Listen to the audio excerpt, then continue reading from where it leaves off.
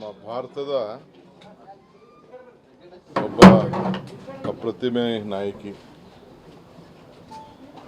ಗಾನ ಕೋಗಿಲೆ ಅಂತೇಳಿ ಹೆಸರು ಪಡೆದಂಥ ಜಾನಕಿ ನಮ್ಮ ಜೊತೆ ಇಲ್ಲ. 50 ವರ್ಷಗಳ ಕಾಲ ನಮ್ಮ ಸಿನಿಮಾ ರಂಗಕ್ಕೆ ಎಲ್ಲ ಭಾಷೆಯಲ್ಲೂ ಕೂಡ ಅವರು ಸೇವೆಯನ್ನು ಮಾಡಿದ್ದಾರೆ. ಒಂದು ನನಗೆ ಆಶ್ಚರ್ಯ ಏನಂದರೆ, ನಿನ್ನೆ ಅವರ ಕುಟುಂಬದವ್ರ ಹತ್ರ ನಾನು ಮಾತಾಡಿದೆ. ಫೈನಲಿ ಹೈದರಾಬಾದಿಂದ ಕಳೆದ 2 ವರ್ಷದಿಂದ ಬಂದು ಬೆಂಗಳೂರಿನಲ್ಲಿ, ಮೈಸೂರಿನಲ್ಲಿ ಅವರು ವಾಸವಾಗಿದ್ದರು. ಸೊ 40,000ಕ್ಕೂ ಹೆಚ್ಚು ಹಾಡುಗಳಿಗೆ ಅವರ ಧ್ವನಿಯನ್ನು ಕೊಟ್ಟಂಥ ಏಕೈಕ ನಾಯಕಿ. ಆ ಕುಟುಂಬದ ಕೇಳಿದೆ, ನಿಮಗೆ ನಾನು ಚೆನ್ನೈಗೆ ಹೋಗಬೇಕು ಅಂದರೆ ಅಲ್ಲಿ ಕಳಿಸ್ಕೊಡ್ತೀನಿ, ಇಲ್ಲಾಂದ್ರೆ ಹೈದ್ರಾಬಾದ್ಗೆ ಹೋದರೆ ಅಲ್ಲಿ ಕಳಿಸ್ಕೊಟ್ಟು ಏರ್ ಲಿಫ್ಟ್ ಮಾಡಿಕೊಡ್ತೀನಿ ಅಂತೇಳಿ.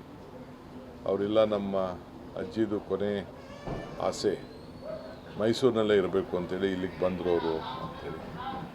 ಸೊ ನಾನು ಸರ್ಕಾರದ ಗೌರವ ಜೊತೆಯಲ್ಲಿ ಇವತ್ತು ಸುಮಾರು ಮಧ್ಯಾಹ್ನದವರೆಗೂ ಕೂಡ ನಮ್ಮ ಅಂತಿಮ ದರ್ಶನಕ್ಕೆ ಅಲ್ಲಿ ಮೈಸೂರಿನಲ್ಲಿ ಅವಕಾಶವನ್ನು ಮಾಡಿಕೊಡ್ತಾ ಇದ್ದೀವಿ.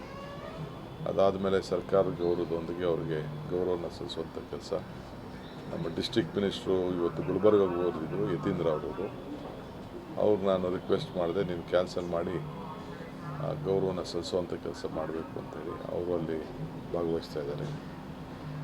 ಸೊ ಇವತ್ತು 4 ಬಾರಿ ಅವರು ರಾಷ್ಟ್ರ ಪ್ರಶಸ್ತಿಯನ್ನು ಪಡೆದದ್ದನ್ನು ಇತಿಹಾಸ ಪುಟಕ್ಕೆ ಸೇರಿದೆ. ಸೊ 33 ಬಾರಿ ವಿವಿಧ ಪ್ರಶಸ್ತಿಗಳನ್ನು ಅನೇಕ ರಾಜ್ಯಗಳು ಇವತ್ತು ಅವರಿಗೆ ನೀಡಿದೆ.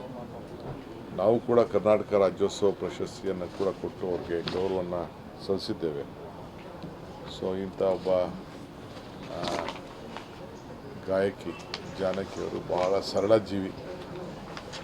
ಯಾವುದು ಕೂಡ ಅವರು ಲತಾ ಮಂಗೇಶ್ಕರ್ ಯಾವ ರೀತಿ ಅವರ ಸರಳತೆಯನ್ನು ಕಾಪಾಡ್ಕೊಂಡು ಬಂದರು, ಯಾವ ರೀತಿ.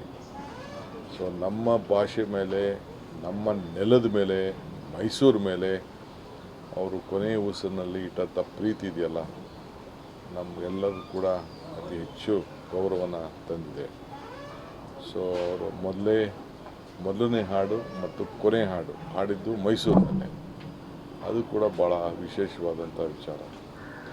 ಸೊ ಅದರಿಂದ ಅವರ ಪ್ರೀತಿಗೆ ಗೌರವ ಕೊಟ್ಟು ನಾನು ನಮ್ಮ ಜಿಲ್ಲಾಡಳಿತಕ್ಕೆ ಏನು ಮಾರ್ಗದರ್ಶನ ಕೊಡಬೇಕು, ಅವ್ರಿಗೆ ಯಾವ ರೀತಿ ಅಂತಿಮ ಗೌರವವನ್ನು ಸಲ್ಲಿಸಬೇಕು ಕೆಲಸವನ್ನು ಮಾಡ್ತೇವೆ.